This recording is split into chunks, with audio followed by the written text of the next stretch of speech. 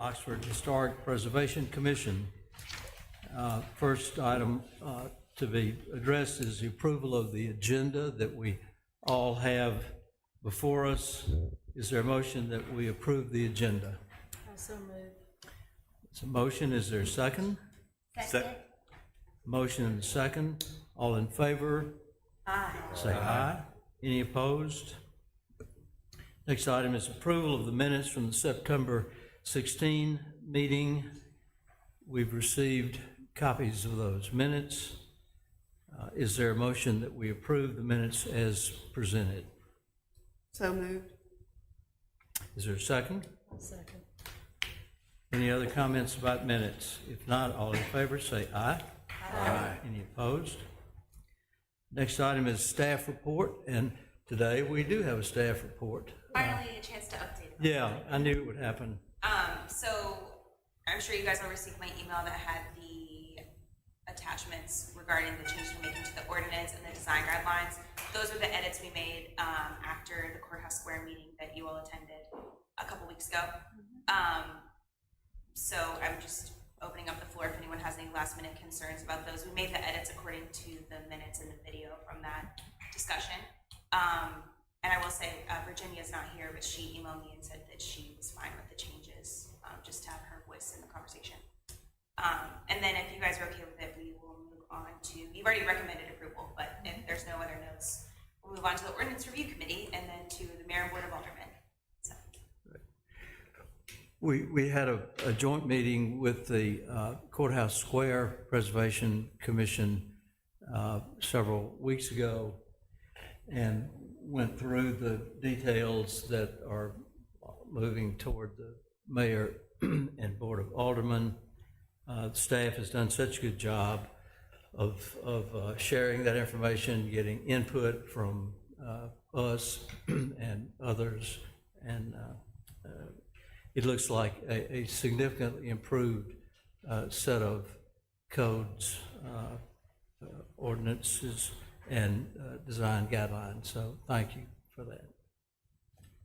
Administrative approvals are listed. Is there any question from any commissioner about the approval of case 797A? If not, we'll move on to the public hearings.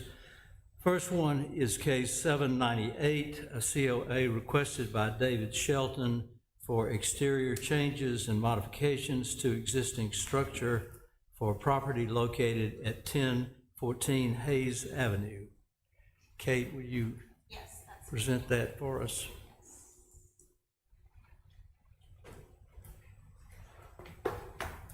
Okay, so as Jack mentioned, this property, the case is regarding 1014 Hayes Avenue. The applicant seeks approval for an addition at the rear of the building, which will include enclosing the existing carport that you can see here, to build a pool and to build retaining walls and a privacy wall to screen the pool. The applicant received approval for a fence height variance in support of this request at the September 2024 meeting of the Planning Commission. So the house is listed as non-contributing in the South Lamar Historic District. It was built in 2005. So I'm going to talk about the addition first, and then about the pool and the retaining walls and screen wall second. The proposal indicates that the existing carport will be enclosed and doors will be installed. Proposed materials include fiber cement siding to match existing, and the new aluminum clad and glass doors. Changes also include replacing the porch floor to allow for the new roof and membrane, and that could include modification of the columns to accommodate for that, but they will match existing. The proposed addition is appropriate. It meets the recommendations of the design guidelines. Not only is the building new construction in the historic district and thus is not contributing, the addition is located at the rear of the building and will not expand the footprint of the building. The materials are compatible with the house. The next part of the request is to shorten the existing driveway to build a pool, retaining wall, and privacy wall, which you can see the plan here that Ben has scrolled to. The applicant seeks approval to build a new pool, to install brick retaining walls, and to install a 6-foot 6-inch brick privacy wall. And then past that privacy wall, you see where the cars are parked in the site plan, that will be permeable paving for parking. 1014 Hayes Avenue is unique in that it's a through lot. All of the three houses on the block between South 10th and South 11th Street front both Hayes Avenue and Old Taylor Road with their front entrances on Hayes Avenue. So while we're looking at the back of the property, it's technically a front according to our land development code because it fronts a city street. It's pretty rare, especially in the historic district. As I mentioned earlier, the applicant received a fence height variance from the Planning Commission for the proposed privacy wall, which will shield the new pool from Old Taylor Road. This is not something that's explicitly covered in the design guidelines, which mostly make recommendations regarding retention and replacement of original fencing. And as we know, this house is from 2005. Staff finds that the proposed material, brick, is appropriate both for the style of the house and for general use in the South Lamar Historic District. Because of the double frontage, this is an out of the ordinary situation. For most homes in the Historic District, it would not be appropriate to install a 6-foot wall in what's considered a front yard. However, the house suffers from a lack of privacy and shielding that backing up to another residential property would naturally provide.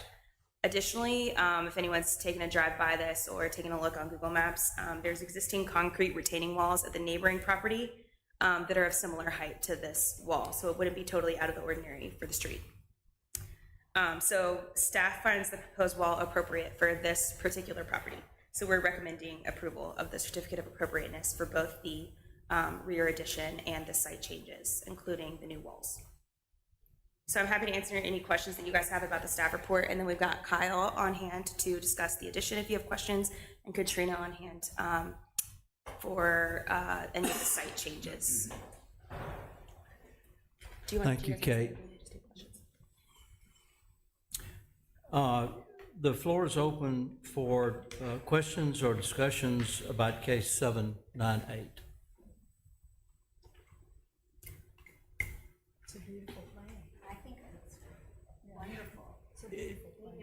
Compliments to the architect and the architect of the plans that were presented. It's a really nice graphic presentation, and it's easy to understand, and certainly an attractive concept. Greatly improved use of space. There was one notation from the staff asking for final approval of the fence design. Yeah, sorry, I forgot about that. There's a metal fence specified somewhere that we don't have the final details on, but when you go for the fence permit, yeah, you can kind of see it drawn here. Yeah. And we always receive that information when we get the fencing permit from building, but I would assume it'll be a simple iron fence, yeah, which is appropriate. It would be nice if all the requests for COAs we received came in this format.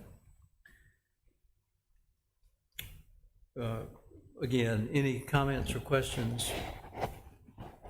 If not, is there a motion to approve this COA with the understanding that there will be final approval for the fence design submitted to the staff? There's a motion. Is there a second? Second. Motion and a second. Any other discussion? If not, all in favor, say aye. Aye. Aye. Any opposed? Thank you very much. Next case is number 799, a certificate of appropriateness requested by Jonathan Maddox for property located at 622 North 11th Street. Okay. The property located at 622 North 11th is described in the resource inventory as a circa 1955 bay frame with weatherboard and brick veneer. It's a minimal traditional ranch style house. The applicant seeks approval to remove an existing deck and construct a screen porch in its place. You can't see, it's going in the back of the property. The existing porch is not original to the property. The applicant's proposal includes a framed with pitched roof and boxed gable and asphalt shingles for the new addition. The structure will attach the east side of the property, which is the rear, measuring 12 foot in length and approximately 14 feet in depth. 3 sides of the porch will be composed of metal screen stretched over a painted wood frame. So that's the existing porch right there that's being removed, and that's what the finished porch is going to look like. The platform is a traditional raised foundation on post, and poured concrete will be used for the flooring. The proposed structure is simple in design, and the materials chosen are appropriate for the home and the historic district. The porch will not be visible from the street, hidden at the rear of the property, and obscured on the south side by a section of the house that extends beyond the footprint of the house. You see, so it's at a sort of dead end. That's the rear of the property, and that one piece of the home sort of extends out, so you won't even see it when you're approaching the house. Staff recommends approval of the plans as submitted. Thank you. It appears the request is pretty straightforward. Slight alteration to an existing deck and converting that new deck into a screen porch, not visible from the street. Kyle is also here for questions as well, if you have anything. We're glad to have you here. Thank you. Are there any comments or questions from any commissioner? It's a delightful couple. The comment is, it's a delightful couple who lives there. They are, they're delightful. It's a nice porch, too. I almost sat down and had a glass of wine. They were delightful. Well, with that recommendation, with that recommendation Delightful. and these, We ought to adjourn and I'll go. good, well, that's right. Maybe we can all toast the new screen porch together. Is there a motion that we approve COA case number 799? So moved. Is there a second? Second. Any other discussion? All in favor, say aye. Aye. Any opposed? The motion carries. Is there any other business to come before the commission? If not, is there a motion that we adjourn the meeting? I so moved. Is there a second? Second. All in favor, say aye. Aye. Meeting is adjourned.